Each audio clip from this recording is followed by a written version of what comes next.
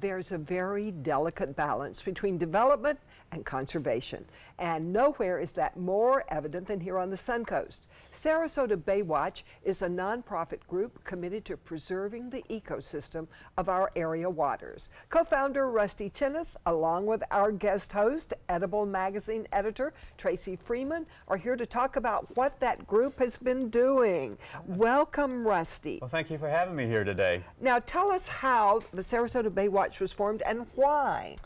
Well, Sarasota Bay Watch formed back, it was about 2007. And I had always been involved. I had been involved with Sister Keys, which we'll talk about a little bit later.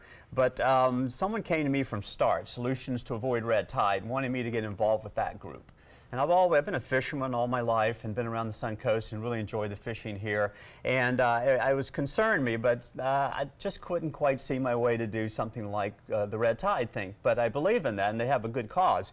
So I had been a member of Tampa Bay Watch for quite a while, a group in Tampa Bay that does a wonderful job, actually in St. Pete. And so I said to some people, well, why don't we form a group and we'll call ourselves, for lack of a better name, Sarasota Bay Watch, which of course we got a lot of flack for. The Bay Watch, the whole Bay Watch thing, yes, very original. And that's how we started, and the whole concept was, pretty early on we came up with this tagline that we called a healthy bay is everybody's business. Great. Well, Tracy, you just went out with them on a clam drop. Yes. Oh, wow. What was it like going with a group, and what did you guys do? It was so great. Just meeting Rusty has been such a great experience. He's taught me so much, and I'm, want to be more and more involved. But we went out and dropped clams in the Gulf of Mexico. How many? Was it 30,000? About 30,000, yeah. 30,000 Oh, clams. but who's counting, right? Yeah. It was wonderful. We put them on a barge, Yeah. and out we went, and it was amazing. Why is this important for the Bay, Rusty? Well, the Bay is, over the years, I mean, what we forget here is what we actually had here as a resource at one time. I mean, people come here and they go, oh, this is paradise, what a beautiful place, and they may come from some places maybe polluted or whatever, not nearly the place that we have here. But we have lost a lot over the years, and there's a lot of insults to the Bay and things that really need to be done, and so we need people to be involved in coming up with real solutions to help improve and create a positive, environmental. Now, you also monitor scallops in the Bay, right? Not just clams. Yeah, well, we started out with scallops, and we kind of borrowed this from Tampa Bay Watch. They have something they do every year called the Great Scallop Search. And scallops are sort of like the canary in the mine. When the scallops populations are low, then the water quality, something's not right with the bay. And that's the case here. At one time, the bay was full of scallops and clams. Now there's not so many out there.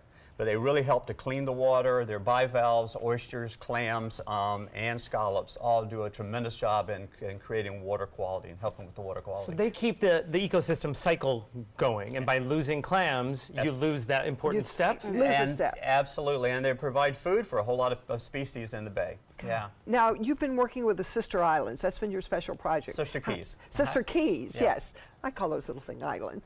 So tell me what difference you've made with them. Well, there's been a really big difference from the very beginning. The Sister Keys, it's a group of islands off the north end of Longboat Key near Jewfish Key. Oh, okay. Okay, and this was back in the late, to show you how long I've been around here, back in the late 1800s? Maybe not that far, but in I believe it was 1989, I was walking in the village where I live on the north end of Longboat and picked up a paper and it says Sister Keys for sale. And it was about the time that they had just developed Tidy Island, and they were in the process of putting septic tanks on Jewfish Key for the development of that. And I said, wouldn't it be nice if there was one island and all of Sarasota Bay didn't have a house on it? So we decided we would form a group called the Sister Keys Conservancy, and we would just rally everybody's support and buy the islands. Wow. On sale for $1.5 million. Oh, that was a big commitment. Yeah, and over a period of 2 years, we had bake sales, Music in the Park series. We lobbied everybody we could think of, and I think we raised $50,000 towards the $1.5 million.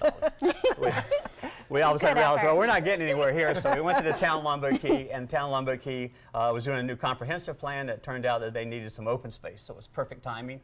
They bought the Sister Keys.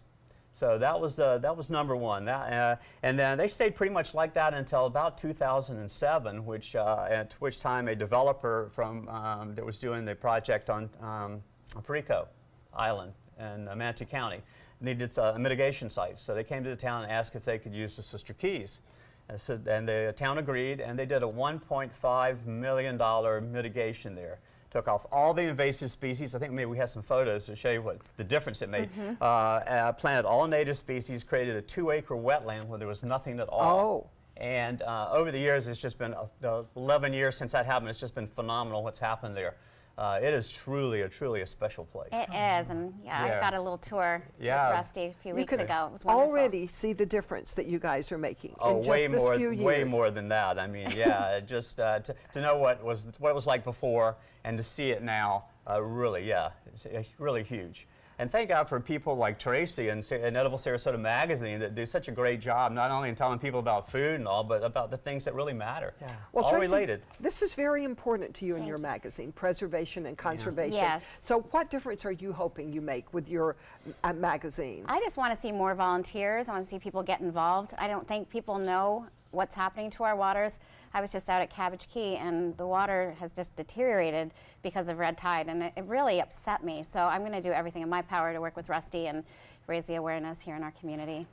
Rusty, you're also getting young people involved, I understand. Yeah, absolutely. That's one of the main focuses of Sarasota Baywatch. And I have to really do a little shout out to our current, he's a co-president now, one of our board members, Larry Stoltz, who has been a huge impact on this organization. And over the years, what we've tried to do with Larry kind of kick-started this was to involve the youth, which are the future leaders of the area. We have high schools. We've worked with Sarasota High School. We've worked with Cardinal Mooney, Pineview, and Riverview High Schools.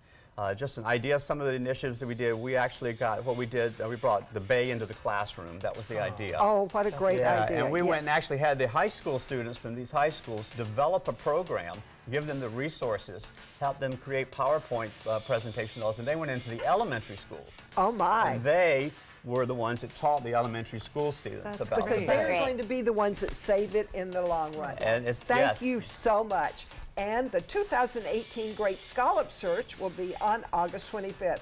For more information on that and the many other conservation efforts, go to SarasotaBaywatch.org.